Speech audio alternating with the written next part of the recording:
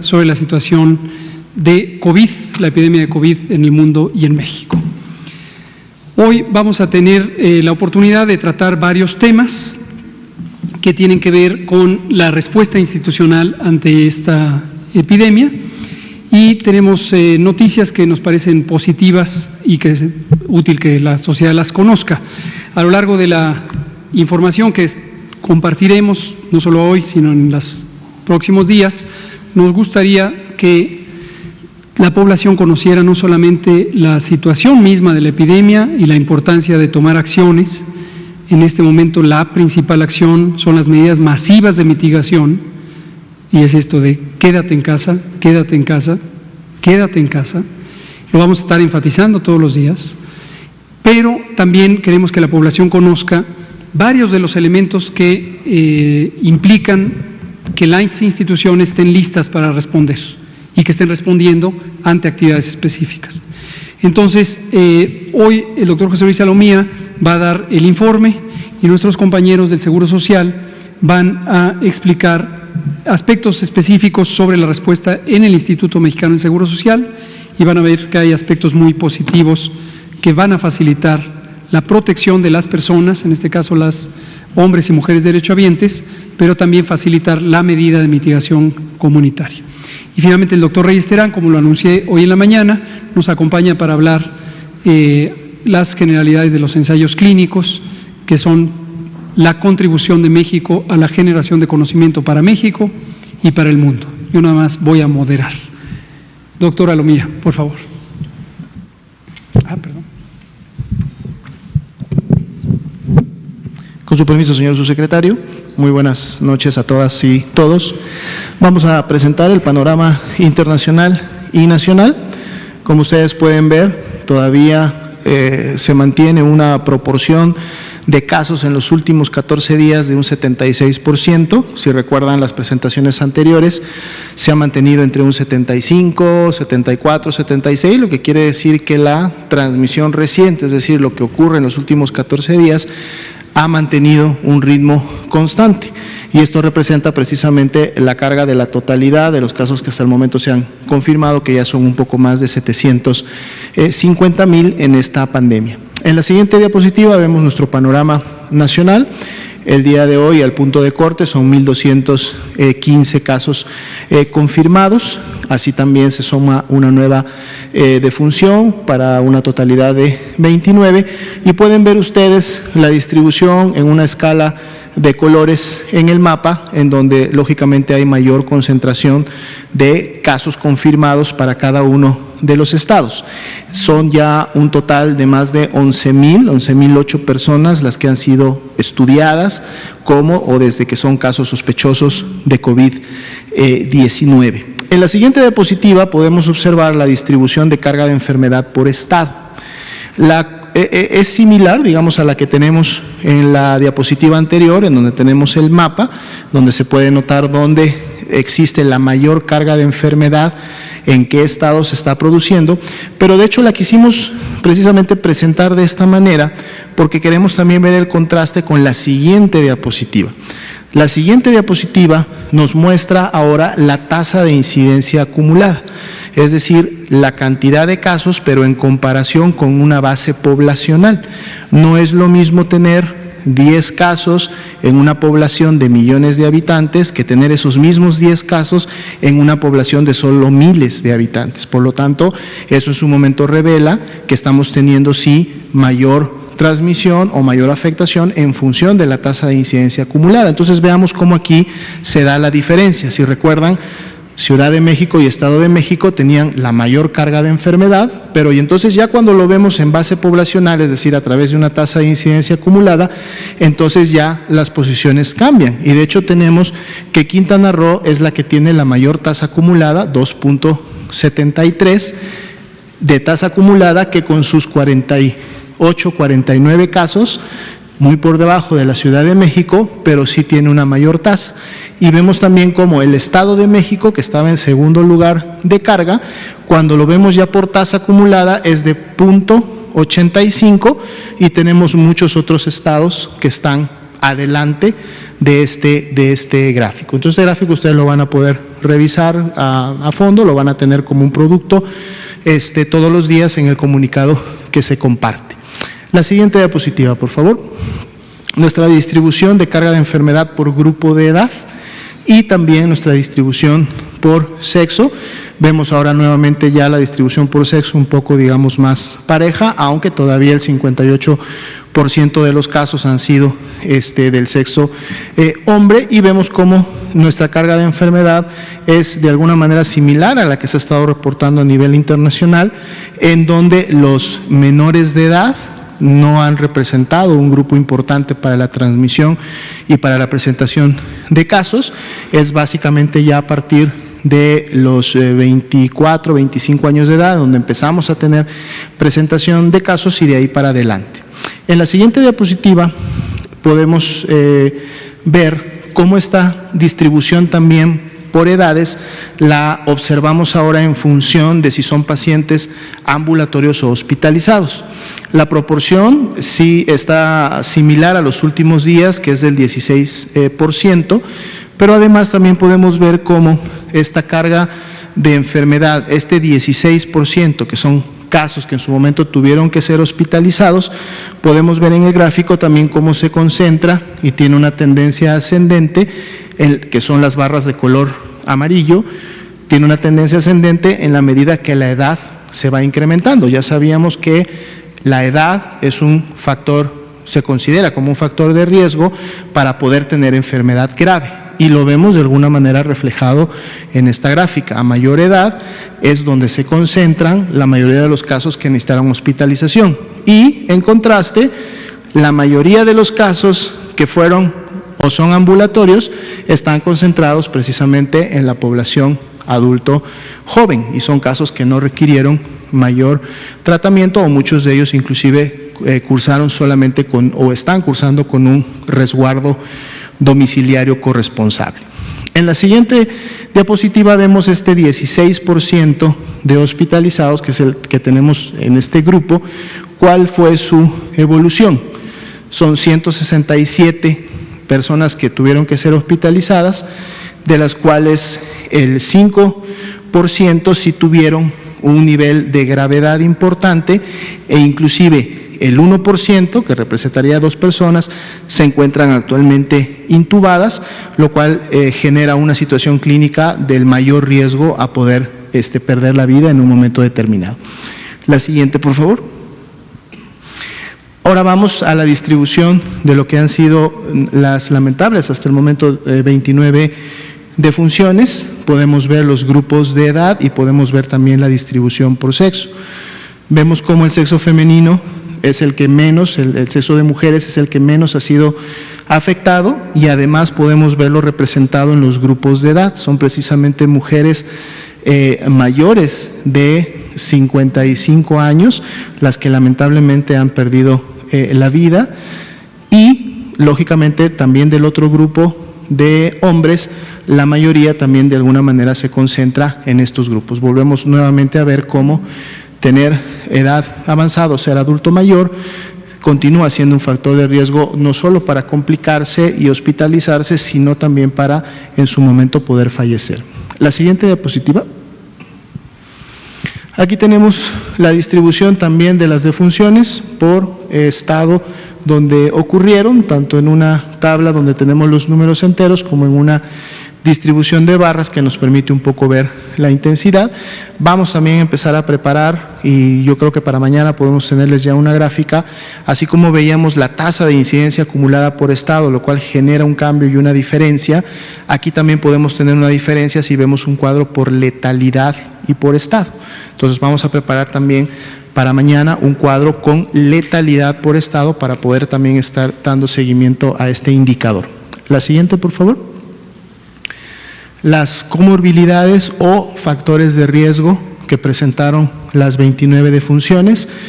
A la cabeza de estas, con un 55%, la hipertensión, seguida de la obesidad y la diabetes, que sabemos que son los 3 factores de riesgo principales que tenemos, ya con un poco menos de frecuencia, pero también presentes en las defunciones, la enfermedad pulmonar obstructiva crónica, la insuficiencia renal crónica, el tabaquismo, la inmunosupresión y la enfermedad cardiovascular, que si ustedes ven esta lista, que es de la ocurrencia que ha sucedido de las defunciones, son precisamente los grupos de riesgo que se quieren proteger a través de las medidas de seguridad sanitaria, porque son los que tienen un mayor riesgo de complicarse y fallecer, como lo estamos viendo en la gráfica.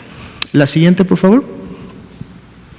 Aquí tenemos nuestra curva de casos acumulados, ya actualizada a la carga actual, que es de 1.215 casos, y bueno, vamos a seguir viendo siempre esta tendencia ascendente en la medida que la cantidad de casos que se va confirmando cada día continúe guardando una proporción.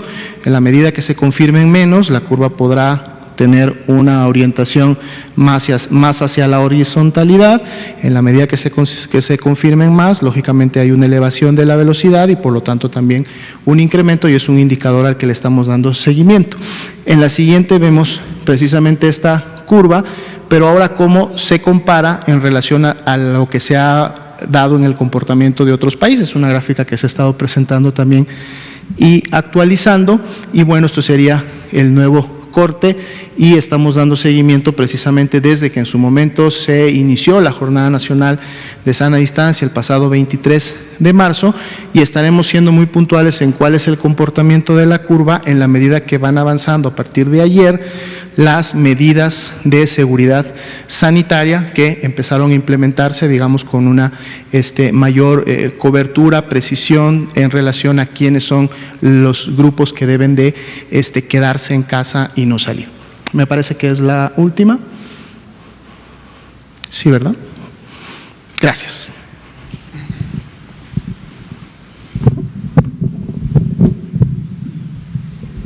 Gracias, doctora Lomía, director general de Epidemiología. A continuación le pido al doctor Manuel Cervantes, quien es titular de la Unidad de Atención Primaria de la Salud del Instituto Mexicano del Seguro Social, si nos puede comentar las distintas disposiciones y mecanismos que ha establecido el Instituto para facilitar el proceso de obtención de recetas resurtibles, orientación médica telefónica e incapacidad por maternidad ante la epidemia. Doctor Cervantes. Muchas gracias. Primero que nada, buenas noches a todos ustedes. Por supuesto, el Instituto Mexicano del Seguro Social, no sé si me escuchan ahí, bien, siempre alineado con el sector salud y por supuesto con la Secretaría de Salud, vamos a presentar un par de videos donde nosotros estamos sumando a que los pacientes lo menos que puedan acudir a las unidades médicas. Estas estrategias ya venían trabajando en el instituto y fueron fortalecidas y robustecidas desde el primer escenario, y ustedes van a ver en estos videos y posteriormente una presentación que haré de 7 láminas explicando en qué consiste estas estrategias para garantizar el confinamiento en domicilio de algunos enfermos que tienen un riesgo por sus condiciones de poder padecer la enfermedad. Si me da los videos, por favor.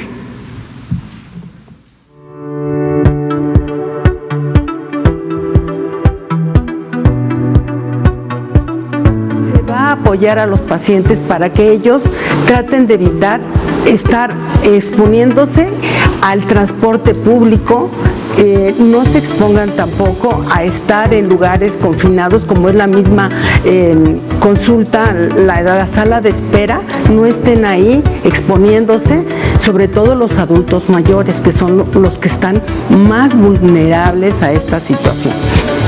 Tiene como objetivo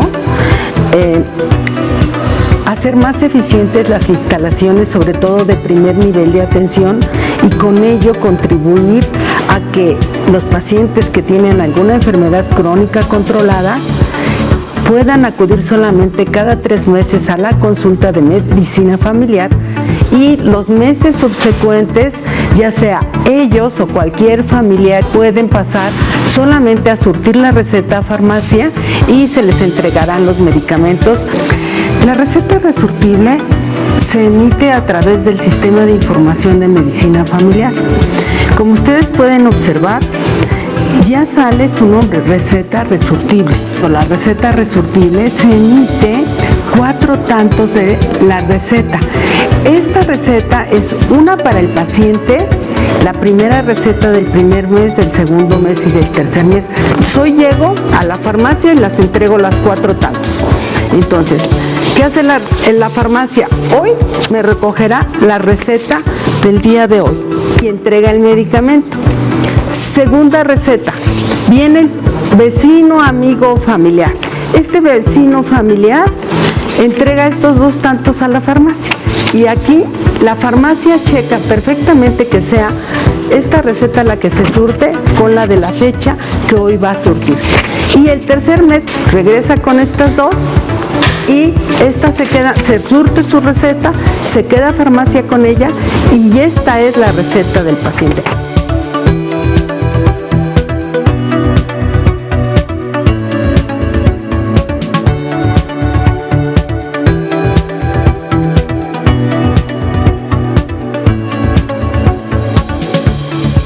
Aquel paciente que tiene enfermedad crónica controlable y que se incluyen dentro de las 19 patologías que en segundo nivel tienen de conocimiento a las unidades hospitalarias. Derivado de la contingencia y de las medidas preventivas con el afán de evitar o minimizar riesgos. Y hacemos realmente trabajos enfocados para atender a estos pacientes que tienen una necesidad prioritaria por la patología crónica y que en forma controlada está garantizado su surtimiento.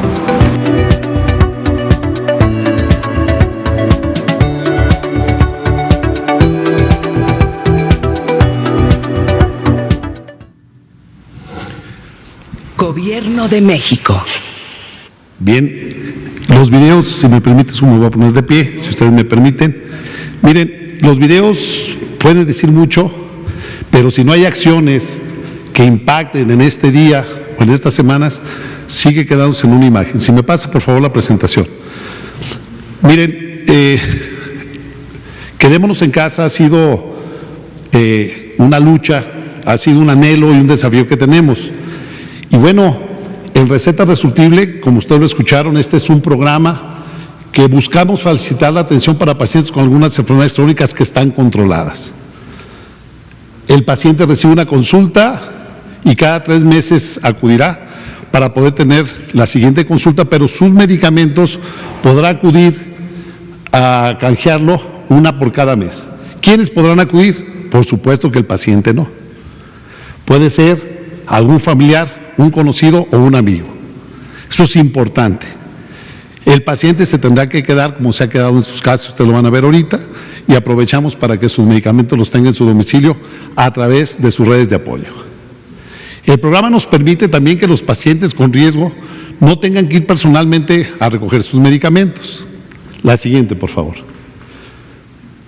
Estos son los padecimientos que acaban de ver en la videoconferencia, están funcionando los 3 niveles de atención y son pacientes con estas enfermedades que están controladas y cuyas condiciones clínicas nos dan oportunidad de no verlos cada 30 días, sino cada 3 meses. La siguiente, por favor. Miren, ¿qué es lo que ha sucedido? Y aquí yo quiero felicitar a los pacientes por su compromiso. Ahí tienen la historia. Nosotros veníamos dando desde agosto de 2013 154,000 recetas resurtibles y vean lo que pasó desde el escenario 1. Los pacientes y sus familias, sus amigos y sus conocidos se comprometieron a 914,000 recetas. Casi 1 millón de pacientes que dicen, yo prefiero quedarme en casa y que vayan por mis medicamentos mi conocido, mi amigo o mi familiar. Ahí está el compromiso de los enfermos. Queremos el compromiso de los sanos. Si los enfermos se están comprometiendo, ¿por qué los sanos no? Y eso lo dejo a toda nuestra sociedad. La siguiente. También preocupados y ocupados por otro grupo de riesgo, que son nuestras pacientes embarazadas. Tenemos que ser muy cuidadosos, muy prudentes y no arriesgarlas cuando no sea necesario. Pacientes embarazadas que llevan un control prenatal dentro del instituto y que van a requerir un certificado de incapacidad, bastará con la solicitud y la presencia de un familiar, amigo o conocido con una identificación oficial y con el carnet de la paciente. Estas pacientes obtendrán un certificado que se otorgará a partir de la semana 34 de gestación y se expedirá un certificado único por 84 días. ¿Qué estábamos haciendo? Nosotros tenemos la fortuna, el honor y el placer en el primer nivel de atención de atender por lo menos 5 veces a nuestras pacientes antes de pasarlas al segundo nivel para la preparación de atención a su parto. Si yo ya conozco a la paciente y le estoy haciendo un seguimiento prenatal, pues no tengo por qué, teniendo el antecedente de que venga esta paciente conmigo para poderle dar la incapacidad. Bien, para pacientes con vigilancia prenatal fuera del instituto, que tienen el derecho, las señoras, de poderse atender a lo particular, ¿qué es lo que vamos a hacer?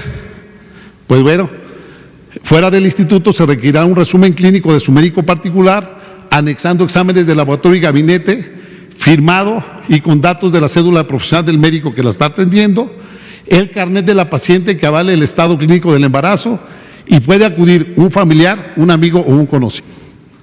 Estamos ante una epidemia, tenemos que ser sensibles con estos grupos de riesgo y por lo tanto facilitarles la comodidad y el acceso a sus certificados de incapacidad.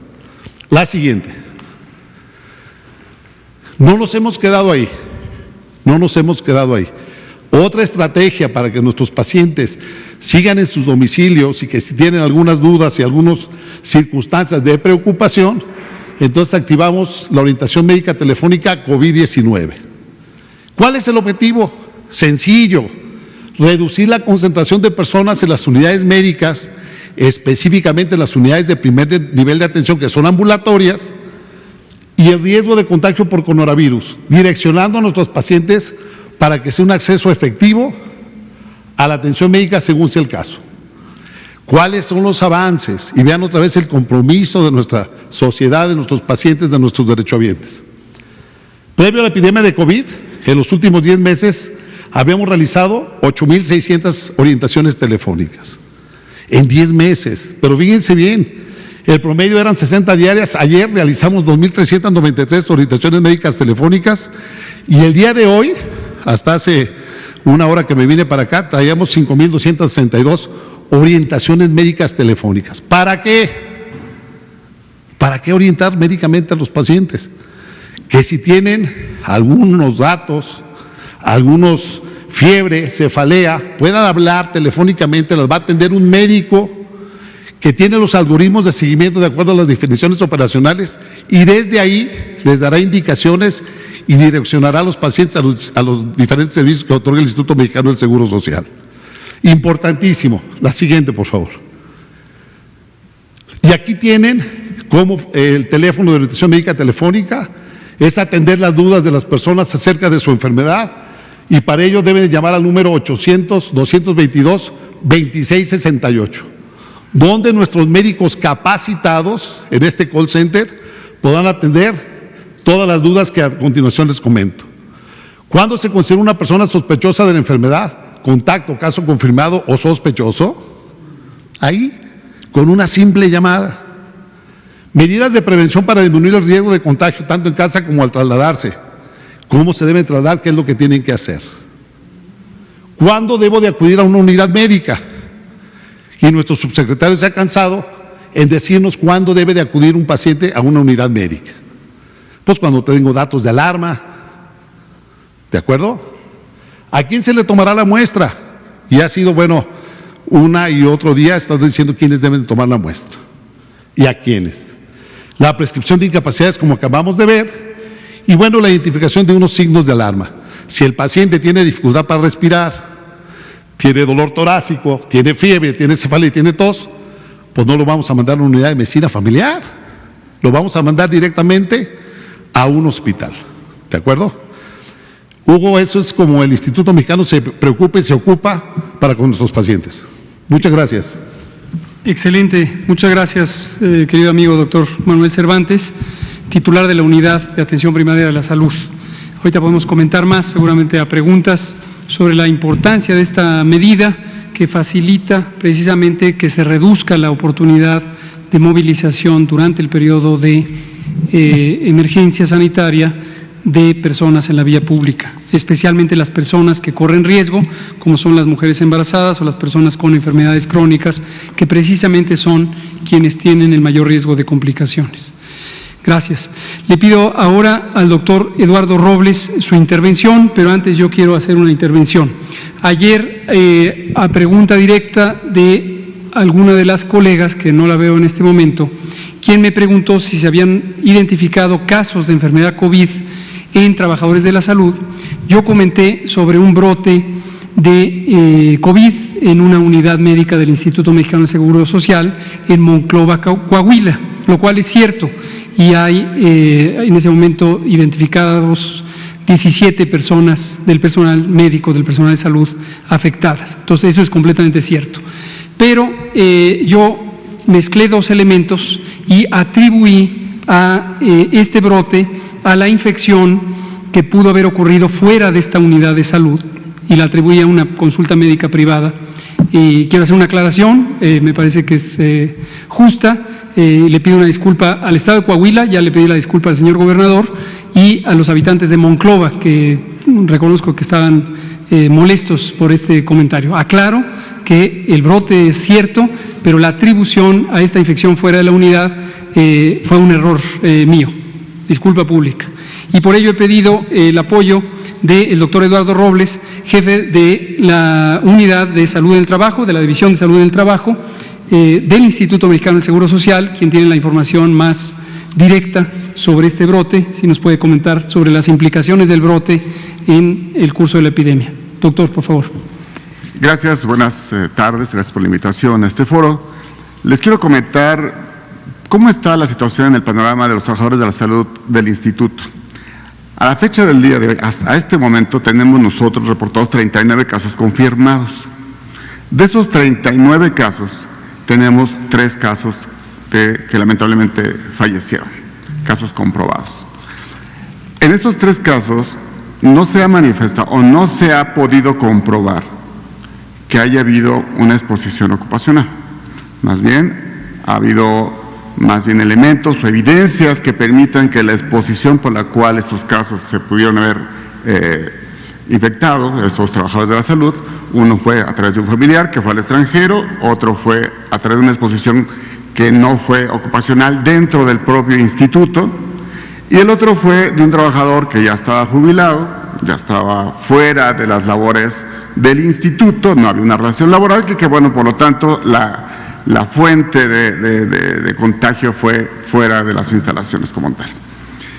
Ahora, ¿qué pasa con Coahuila?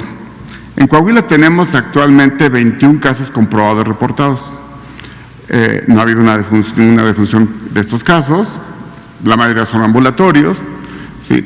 Y lo que les quiero comentar de estos casos es que básicamente se trató, la fuente primaria o en los casos índices básicamente son dos médicos en los cuales estamos todavía en investigación de cuál ha sido la fuente por la cual ellos pudieron haber contraído el COVID-19.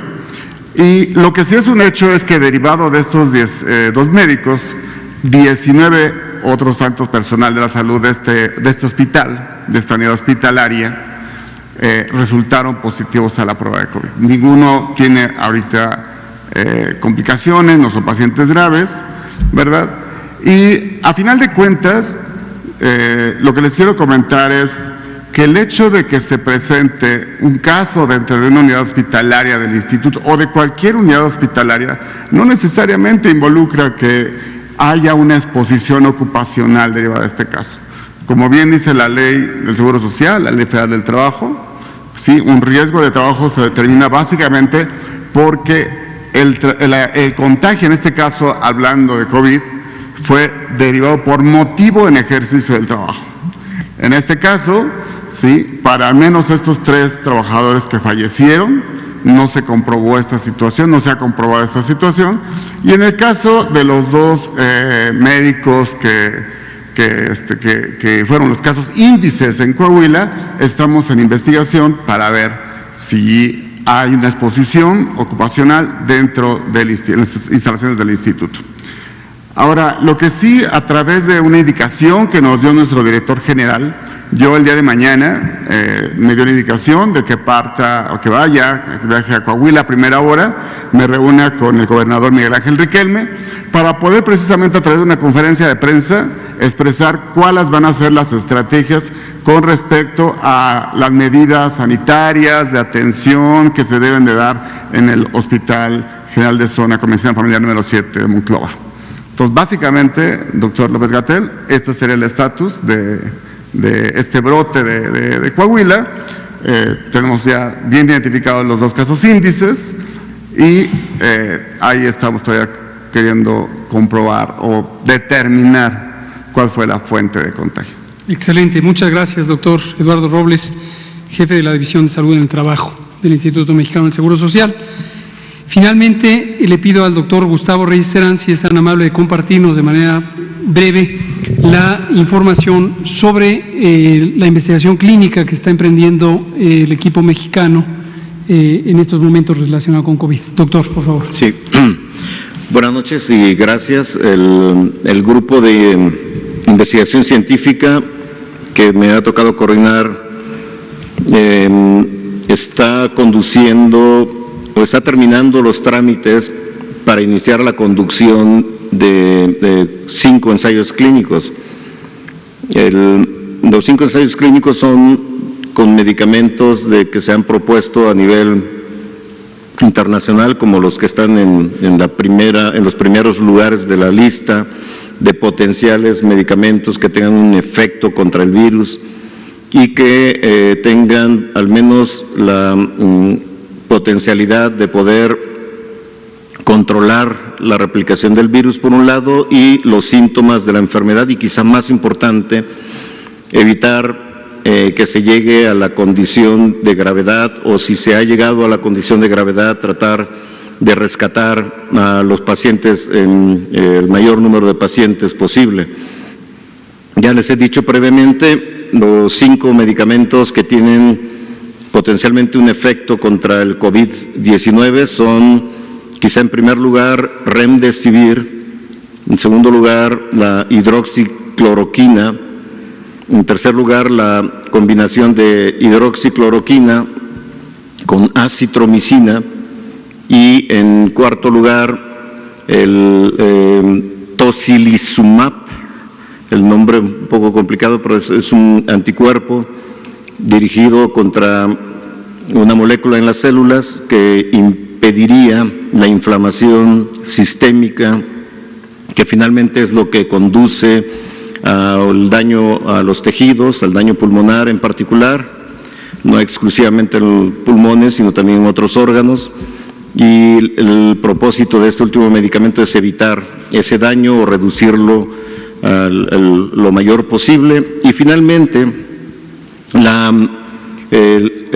un método que se llama plasmaféresis o la obtención de plasma, componente líquido de la sangre de los pacientes que han superado la infección y han estado muy gravemente enfermos y con altos títulos del virus, que para tratar de trasladar o pasar el plasma a personas que están sufriendo la enfermedad. Entonces, los 5 protocolos están en terminación de los trámites que hay que hacer. Recuerden siempre que el principio médico fundamental es no dañar, o sea, no se puede utilizar un medicamento de buenas a primera solamente porque alguien dice que puede ser útil, sino que se tiene que seguir un proceso. Primero, escribir el protocolo. En segundo lugar, someterlo a un comité de ética que está compuesto de integrantes con ciertos criterios. Y en tercer lugar, también a un comité de bioseguridad. Todo esto con el propósito de no dañar con el medicamento que se quiere probar o se intenta probar, como se está haciendo en otras partes del mundo. En México es igual. Y después de que se ha comprobado que no daña, y con algunos medicamentos de los que les he descrito, se tiene amplia experiencia de que no son perjudiciales y por tanto da inicio a un ensayo clínico controlado, que es el nombre técnico correcto de un experimento en humanos, evaluado éticamente para ser conducido en los pacientes con enfermedad grave, no exclusivamente grave, sino también en una etapa moderada o una etapa leve inclusive, o de manera de profilaxis. Y los 3 ensayos clínicos que ya han recibido la aprobación por el Comité de Ética e incluso COFEPRIS para empezar son el de Remdesivir, el de hidroxicloroquina y el tercero es con tocilizumab. En la historia de la enfermedad hay un periodo de incubación donde no hay síntomas, que puede ser en promedio de 5 días aproximadamente, 5 a 6 días. Inician los síntomas donde hay una carga de virus en los tejidos, el tejido de todo el tracto respiratorio. En ese momento hay fiebre, hay tos, pero estimula a su vez una inflamación de todo el organismo humano, que es donde puede causar daño al tejido pulmonar, inflamación sobre todo, y puede expresarse clínicamente con falta de aire, que es el síntoma de alarma más importante en una persona que tiene COVID-19 y que es un signo que debe de hacer pensar que esa persona debe ser atendida en un hospital.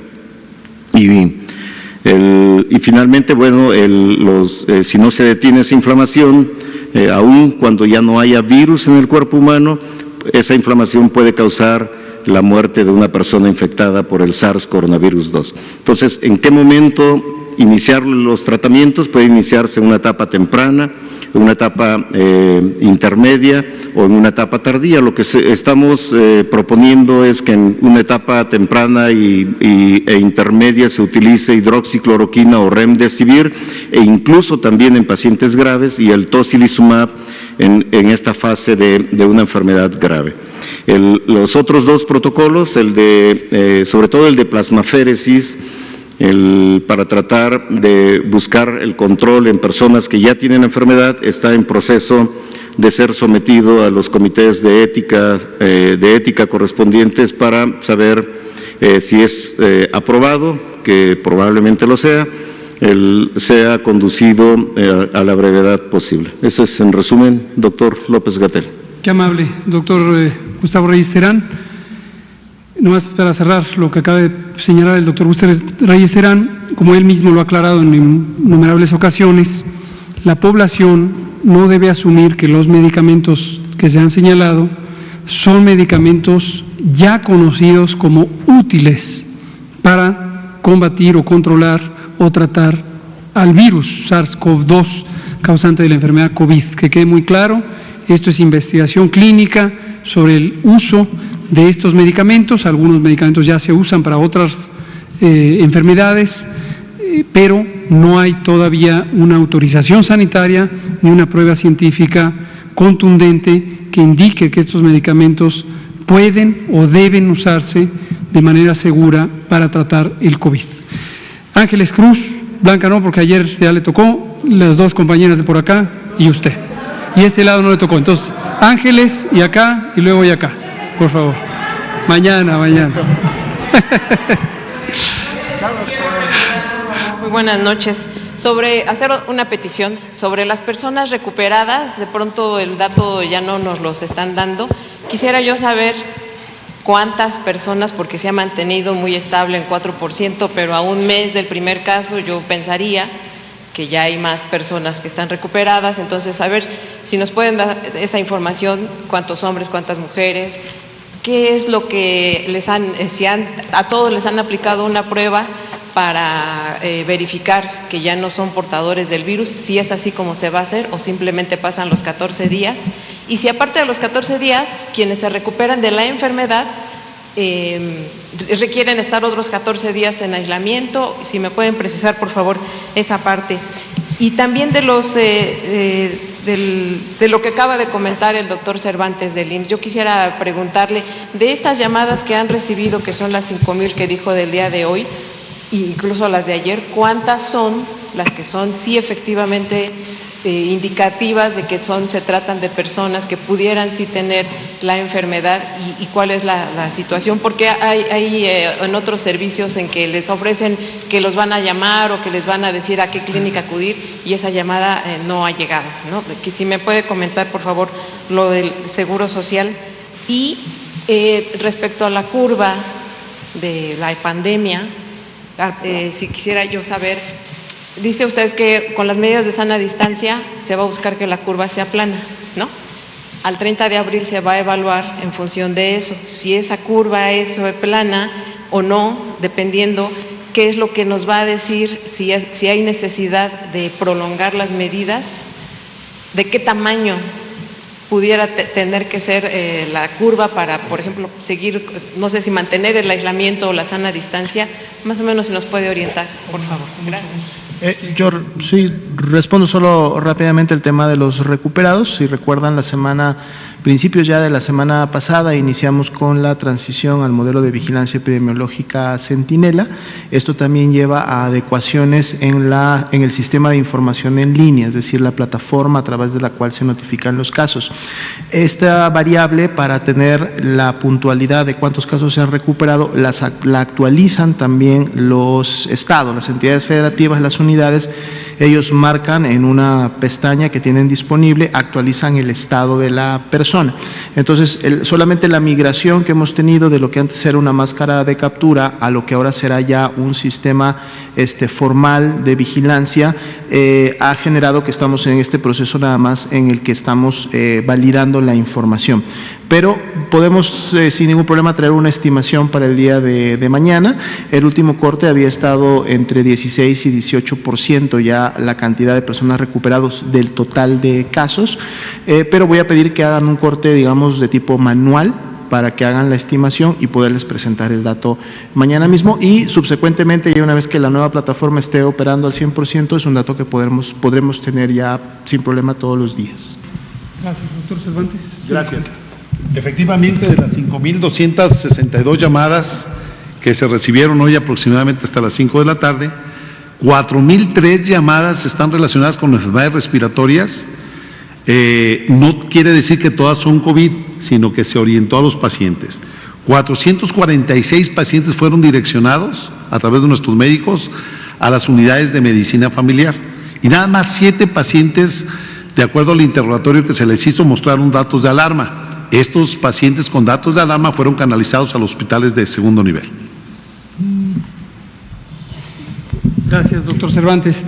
Y sobre la pregunta de Ángeles Cruz de la jornada, que me parece también de interés público general, ¿qué quiere decir aplanar la curva? Cuando decimos aplanar la curva, a lo que nos referimos es que cuando ponemos en estas gráficas que presentamos en las tardes la cantidad de casos que se presentan cada día, casos de COVID, independientemente de que sean leves, graves o muy graves, uno puede ver que existe esta curva que hemos presentado. Si la podemos ver, por favor, y así lo explico de manera visual.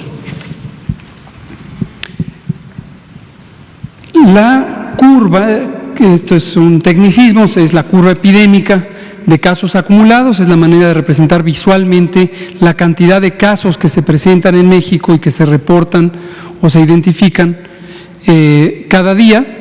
Aquí están los días, y entonces cada puntito en un día es el número de casos que dice aquí, 0, 200, tal, ese es los casos posibles que puede haber. Aquí había 0, 0, 0, el 27 de febrero tuvimos el primer caso, esto es aquí, tuvimos el primer caso, no se ve porque está muy pequeñito, luego tuvimos un caso, 2, 2, 0, 0, 0, 3, etcétera. El 13 de marzo tuvimos 11 casos y fue cuando hicimos el anuncio de que cambiaba el patrón de aumento de la epidemia. Se acordarán, un viernes por la tarde y luego el sábado.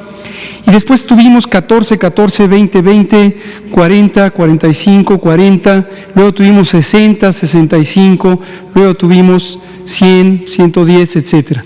Y esa es la velocidad a la que está cambiando la epidemia. Esa velocidad de cambio es la fuerza de infección, es el vigor, vamos a llamar en un término no técnico, que tiene la amplificación de la epidemia. Lo que queremos es que sea más lenta. En la medida en que esta curva que va hacia arriba está a esta velocidad, quiere decir que cada día estamos sumando 80, 100, 110, 120 casos. Quisiéramos tener menos casos por día.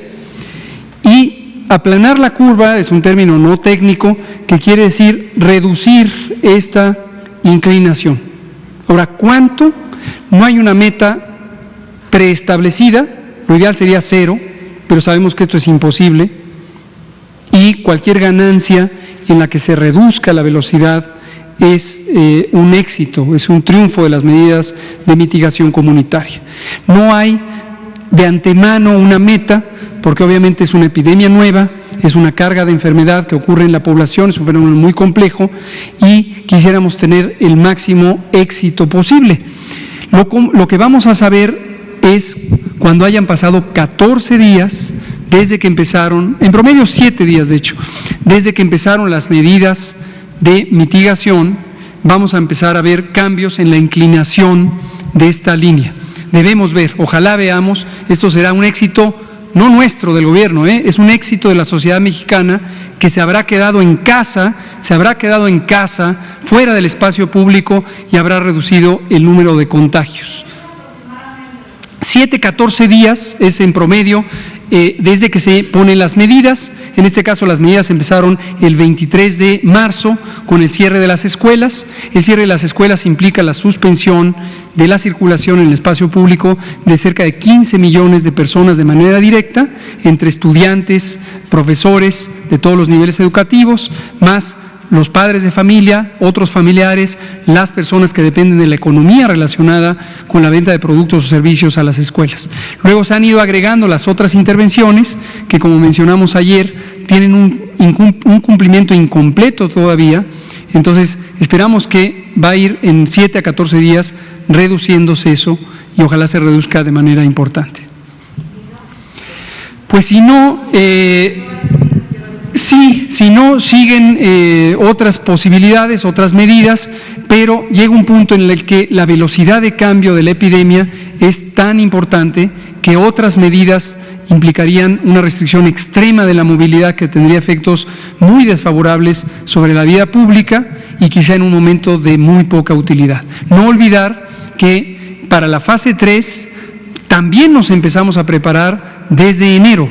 Entonces, todo lo que se explicó ayer de la preparación y expansión y reconversión hospitalaria es lo que va a estar jugando un papel muy importante en la fase 3. El compañero de por acá, y luego usted. Y nos quedan 10 minutos. Pues usted estaba distraído. Buenas tardes, doctor. Buenas tardes. Carlos Domínguez, de Nación 14. Hoy por la mañana, doctor, usted comentó cuáles son las actividades no esenciales que se van a suspender temporalmente hasta el 30 de abril y las sí esenciales que no se pueden detener. Esto generó en el sector minero de Coahuila unas preguntas porque pues la actividad minera es una de las principales del país, ¿no? Si se detiene la minería, se detiene prácticamente la economía del país porque de ahí derivan muchos insumos para la vida cotidiana. ¿Se va a detener la minería también? ¿Cuándo? ¿Hasta cuándo? Esa sería una primera pregunta, doctor. ¿Cómo no? Hace unos minutos, justo antes de venir acá, estuve en una reunión en que ya llevábamos 2 horas y media con la secretaria de Gobernación, de inicio también el canciller Marcelo Ebrard, el vocero de la Presidencia, el titular de Protección Civil y por vía remota los 32 gobernadores y 30 gobernadores y 2 gobernadoras, incluyendo la gobernadora de Sonora y la jefa de gobierno de la Ciudad de México. Uno de los temas fue esta preocupación y tanto el gobernador de Coahuila como el gobernador de Chihuahua como la gobernadora de Sonora, que son estados mineros, expresaron directamente esta inquietud. La respuesta es la siguiente. La minería evidentemente es una de las actividades económicas importantes, igual que la industria manufacturera, igual que la industria de la construcción, igual que la industria de producción de otros insumos primarios. Nosotros no quisiéramos que se detuviera. O sea, lo ideal es que no se detenga la vida pública, pero tenemos que ser totalmente realistas. Tenemos que tener una conciencia clara de 2 elementos no deseados. Una es, tenemos una epidemia y no queremos que esa epidemia se propague rápidamente. ¿Qué va a pasar si se propaga rápidamente? En la fase 3 vamos a tener demasiados casos, demasiadas personas enfermas y por más reconversión hospitalaria no va a ser posible atenderlas a todas. Y esto va a causar graves daños en la salud y el riesgo de la vida de las personas. Nadie quiere eso. Tampoco queremos que se disminuya la actividad económica y social porque afecta a las familias. Hemos dicho repetidamente, la mitad de las familias mexicanas, o no de las familias, de la población mexicana, vive en condiciones de pobreza, vive al día, ¿no? Y quien no vive al día porque tiene un salario en la industria minera, tampoco queremos que quede en un paro de labores, en fin. Pero hay que llegar al punto de equilibrio. Y el punto de equilibrio no puede esperar más, y es precisamente las disposiciones. Esto no es una disposición de una persona, no es que yo lo decidí, se sometió a consideración del Consejo de Salubridad General y en forma unánime, reflexionando sobre los pros y los contras de esta medida, se decidió establecer una medida que es enérgica, útil para la reducción de los contagios y a la vez limitada. En tiempo es limitada, de manera efectiva son 21 días hábiles que se suspende la actividad. En otro contexto, señor subsecretario, de los ventiladores. Hay un déficit de ventiladores, de respiradores artificiales en el mundo por esta pandemia. Hace unos días el canciller nos comenta que él está tratando de conseguir fuera del país. Pero, o sea, ¿por qué buscar fuera del país cuando aquí en México se han formado ya varios grupos de empresarios, emprendedores, científicos, médicos, ingenieros que han desarrollado prototipos y que están esperando solamente que la COFEPRIS, el INER, Secretaría de Salud, evalúe sus prototipos que fueron hechos basados en normas internacionales para poder producirlos en masa? Incluso nosotros en Nación 14 platicamos con un colectivo, un grupo de Sonora, que dicen que ellos están desarrollando prototipo para regalar la patente si es necesario y con ayuda de ustedes hacerlos. ¿Por qué? Para que no pase lo que pasó en Europa, en España e Italia sobre todo, que tuvieron que seleccionar a quien sí, a quien no, darle un respirador. Comentan que su prototipo puede ayudar a que el 80% de los que ya existen sean solamente para casos graves y los suyos, que es de mediano nivel. Mándenoslo, ya no pues perdamos tiempo, mándenlos con nosotros. No tenemos resistencia alguna a considerar estas alternativas, estamos buscando todas las alternativas. Déjenme comentarles, en este trabajo que hacemos en el comando operativo, dicho sea de paso, quiero agradecer a todo un comando operativo que representa a todo el gobierno. Están prácticamente todas las secretarías de Estado y sus órganos, algunos de sus órganos desconcentrados participando en este operativo, y estamos funcionando muy bien porque estamos coordinados. Establecimos un grupo técnico conformado por los mejores especialistas en medicina crítica de las instituciones públicas de atención médica y convocamos a ingenieras e ingenieros de instituciones públicas y alguna privada de educación superior. Y esto lo hicimos con el propósito de que este grupo analice precisamente esto, cuál es la factibilidad, qué tan posible es que en un tiempo muy corto podamos tener la fabricación de uno o más prototipos o modelos de ventilador mecánico. Entonces no tenemos resistencia alguna. Si usted conoce a un grupo adicional que nosotros no hemos contemplado, por favor me da el dato y trabajamos también con quien sea. No es COFEPRIS, no se trata de COFEPRIS. Necesitamos resolver esto pronto. Mándenlo a cualquier persona, grupo, institución que usted conozca que tiene una posibilidad real de producir una alternativa. Gracias. Ella, y creo que va a ser la última porque el tiempo es muy limitado. Ahora les va a tocar mañana. Buenas noches, Jocelina Redondo de Notimex. Dos preguntas nada más.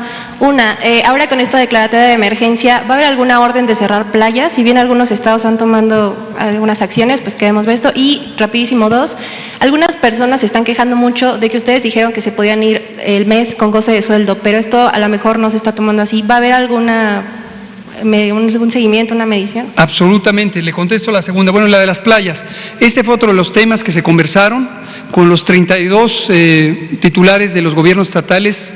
Qué agradable es escucharles, qué sentido de responsabilidad, de dedicación, de coherencia, todos los 32 jefes, los mandatarios de los estados, todos muy unidos, todos con una visión perfectamente orientada a la misión, realmente fue muy productiva la reunión, de hecho me tuve que salir para venir acá, pero la reunión siguió.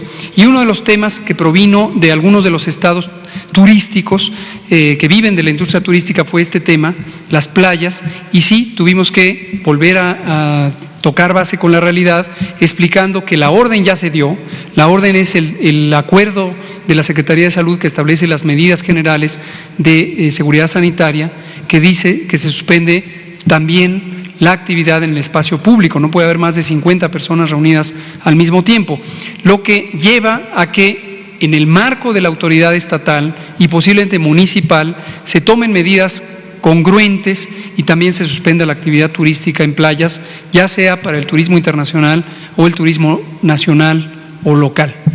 Respecto a el trabajo, reiteramos lo que dijo ayer el canciller Ebrard sobre la figura jurídica de esta emergencia por causa de fuerza mayor. Esto no permite en el marco jurídico laboral actual que se pretenda reducir el salario de las y los trabajadores, ni tampoco que se use como razón para suspender la relación laboral entre la persona trabajadora y la empresa contratante, independientemente del tamaño de la empresa, desde enormes empresas hasta pequeños negocios familiares. La secretaria del Trabajo esta mañana precisamente emitió un comunicado por medio de un video en el que participamos conjuntamente, y ella, en el marco de sus atribuciones, explicó que están a disposición los números de la Procuraduría de la Defensa del Trabajo y la propia Secretaría del Trabajo para orientar a cualquier persona trabajadora en lo individual o a representaciones de los trabajadores sobre sus derechos para que estos derechos no sean vulnerados. Lo que pedimos es un acto de solidaridad con el país. Cada empresa que ponga el hombro, que asuma una parte del problema, del reto. El reto es para todas las personas que habitamos el país. Vivimos ante un riesgo que hay que enfrentar todos, todas, de manera colectiva. Entonces, si las empresas, grandes, medianas o pequeñas, hacen su parte y contribuyen facilitando que la medida de sana distancia se lleve a cabo, sin afectar los derechos de las personas trabajadoras, vamos a tener una medida efectiva que nos disminuirá el riesgo a todas las personas que vivimos en este país. Es lo que pedimos. Aquí se va a tener que acabar porque se nos acaba la transmisión. Muchas gracias. Nos vemos mañana, 1 de abril. Gracias.